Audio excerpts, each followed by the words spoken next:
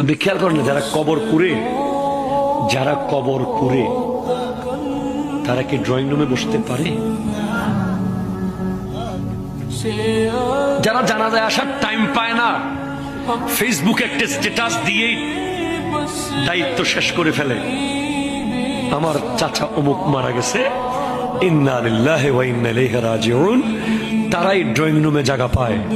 আর যারা সমাজে কিছু লোক আছে, আপনি দেখবেন এই লোকগুলোকে আমি সেলুট জানাই, সেলুট ইম্পর্টেন্ট, এই লোকগুলোকে আমি সেলুট জানাই। দেখবেন কিছু লোক আছে, কেউ মারা গেলে কোত্থেকে এসে কবর করা শুরু করে দিবে, আপনি বলেন নাই, অথচ এরা সমাজের সোনালী মানুষ, ঠিক কিনা কথা বলেন? এরা সমাজের শ্রেষ্ঠ মানুষ, এরাই সমাজের সেলুট পাওয়ার যোগ্য মানুষ। দেখবেন কোরবানির সময় এলাকায় দু একজন থাকে, গরু ফালাইতে পারে,